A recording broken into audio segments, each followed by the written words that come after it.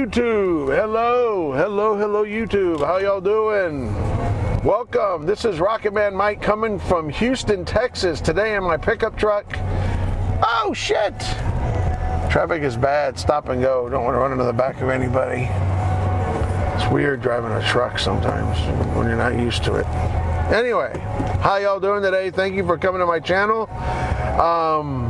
I wanted to tell a story today, kind of a funny story. I don't know why, but I dreamt about it the other night, and it's kind of been on my mind ever since. And it was an incredible mishap that I went through when I was in the Marine Corps. When I was in the Marine Corps, so anyway, I was during a med cruise, and we were in France. Our ship was harbored in Toulon, France.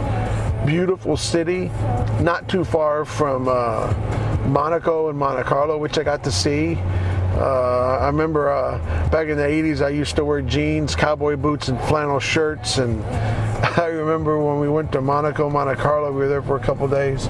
They wouldn't allow me in the casinos because they said I was underdressed, so there you go figure.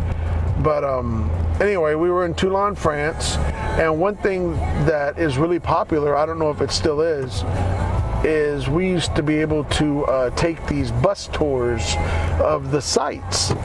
And they offer, you know, a lot of these companies depend on the servicemen coming in, and they offer these tours, and they can run you anywhere from a couple $100s to a couple thousand, just depending on the length and where you go. And, you know, you can go see Nice and Paris and, you know, all kinds of stuff. And during these tours, you're usually on a bus all day, and you go from site to site. And if they're a few days long, then you spend the night in a hotel, and you get up the next morning, and you go to the next destination, and so on and so on. And it was real popular with the servicemen because we're out at sea for sometimes 30, 40 days at a time. So whenever we get to go to port, we get to go to port for a week or two. And if it's what they call a Liberty port, that means it's just party, you know. You do a minimal duty here and there, but primarily you're just partying your ass off. And you got money because you got a couple weeks pay in your pocket. And, you know, the people of Toulon, France want nothing more than to separate you from your money. Anyway, so I was on one of these tours. I was on a tour bus, and the tour I was taking, believe it or not, was a perfume factory. You know, it's Paris, and, you know, it was just, the entire tour was packed with Marine and Navy guys. Why we wanted to see a perfume factory? Shit, I don't know. I don't think it was just a perfume tour. I think that was just one of the stops. I believe we went to Nice, or I don't know, we went somewhere. But so I just remember the perfume factory, and it plays a role in this story because the night before or the day before, I had gone on a wine tasting tour. Bus picked us up. We went to this winery, and if you've never been to one of these places, a lot of times these old wineries, or like in Spain, we went on a couple of sherry factories. It's a small town in the middle of nowhere, and it's just surrounded by grape fields. And it's a teeny weeny town with a big warehouse.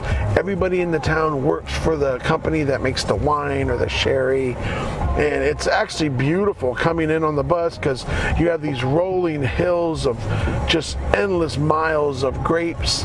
And then you hit this small little town, which you could tell it has been there forever. And everybody there works for the wine factory. So you get to the wine factory, and they take you on how they make the different wines and different Bordeaux, and they take you where they store the barrels, and they got some barrels down there that are hundreds of years old, older than even America. And it's just some of them will have like a plexiglass front so you can see what it looks like inside. And let me tell you something, when you see that stuff age, it does not look appetizing by any means. Got fungus and stuff on the top, but it was just really interesting. And I remember one of the highlights of the tour was they had this huge barrel with this couple 100-year-old sherry or something, and they were naming some of the events that were going on when the thing was you know, put in the barrel, and they had like a little spigot, and they gave you a teeny weeny glass, and you got to taste it. It was horrible, but it was still kind of cool. So anyway, and as you can imagine, a bunch of Marines and a bunch of sailors on a wine tasting tour, it got a little crazy. You know, they took us into this, it looked almost like the inside of a castle, you know, with the medieval long table and the tall chairs, and they had like a different bottle of wine or sherry like every 3 or 4 feet, and crackers to eat between tasting the different types of liquor. And they sat us all down at this long table, and of course it's something new to all of us. And of course we start drinking. You know, we're all young. I would think I was 20 at the time, 19 or 20. So we're drinking, and so long story short, we're fucking wasted, man. We are so fucking wasted, man. And then what they do is after they get you drunk, they start selling you this useless shit like t-shirts and keychains, and of course liquor, which you can't take back to the ship. So, you know, I remember we had to stash it off the boat, but over by the dumpsters, and we would go out there occasionally and hit it. You know, we would drop a few more $100 just buying a couple bottles of cheap wine. But it was an amazing trip regardless. So, as you could probably imagine, fucking wasted. I was blitzed. We all were. Just blitzed. Well, so the next day we got our perfume factory tour, and all this had been paid for in advance. So I remember, you know, we got back to the boat probably about 6, 7 o'clock that night. I was so intoxicated. I don't really remember much. I just remember them helping me to my bunk. And the next morning when they woke me up, I wasn't feeling too well. So we get in this bus, and we're on our way to the first stop on the perfume tour, right?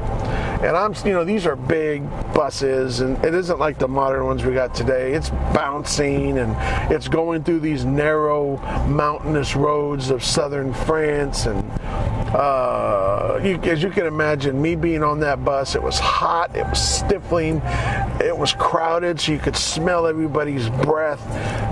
It was disgusting. The windows were sweating on the inside. I was getting ill, and nothing was going to stop this. So I remember I'm sitting in my seat, and I remember I'm talking to my buddy next to me, and I'm telling him, hey man, I have to throw up. And of course, you know, I probably had last night's smash sandwich, which is a sandwich in France that they smash. They're absolutely delicious. You know, they would put one of those vendors on the dock, and we would eat before we got into the boat. So I'm sure that was all gurgling in my stomach, because I know I had probably eaten it before. So I got there. I'm on the bus, and I'm telling my buddy, man, I'm gonna puke. I gotta puke. Should I tell the bus driver to pull over, you know, so I could throw up? I don't know what to do. I feel like I'm gonna hurl. You know, you know that feeling that you get right before you're gonna puke. It just, holy shit. I mean, it just makes you sicker holding it, if that makes any sense. So I tell my buddy, man, I gotta throw up, and he's like, hey man, tell the bus driver, we tried to get the window down so I could throw up out the window. And the guy, you know, we told the bus driver, who doesn't speak really good English anyway, and we're telling him, hey man, I gotta throw up, can we pull over? And he's like, no, we stop soon. So I'm thinking, you know, every turn or every corner, we're getting ready to stop. So I decide I'm gonna try to hold it. And I was in a fetal position in that seat, holding my stomach. I didn't want to throw up. I'm going to wait till we get somewhere, because this is going to be a big vomit, right? And then I just remember I sat up, and I looked at my buddy, and I said, hey man, I can't hold this anymore. I got to do something. And then when he starts to talk back to me, it comes up. And it was like a raging tidal wave of vomit coming up from my stomach. It was almost like my body was doing a miniature version of the caterpillar, like a wave just coming up to my freaking throat. And I just remember putting my hands out in desperation to catch all this vomit, because I know it's going to be a lot. I can just feel the volume coming up, and it's chunky, and it's fluidy, and it's going to reek of alcohol. So out comes the vomit, and I mean, it was one of those mouth-filling vomits that if you guys have, you know, ever been really fucked up and vomit, you know what I'm talking about. it's so much stuff coming out that your cheeks are strained trying to contain it. And because your cheeks and everything are strained with all this volume of just shit coming out of your mouth is almost like a funnel, like on the end of a water hose, so the vomit comes out under high pressure.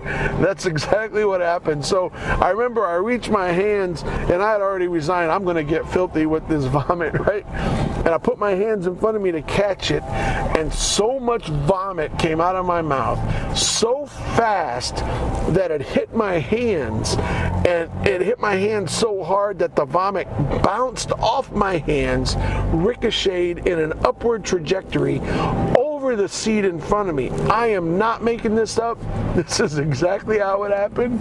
Of course, I got some shit on the seats and stuff, but this stuff flew over the back of the seat and it landed on the dude in front of me. And it was just like, holy shit, man.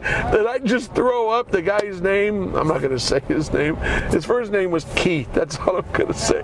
So I throw up all over Keith. And it's just hitting my hands and it's bouncing. Of course, at the time it happened, I didn't realize how bad it was.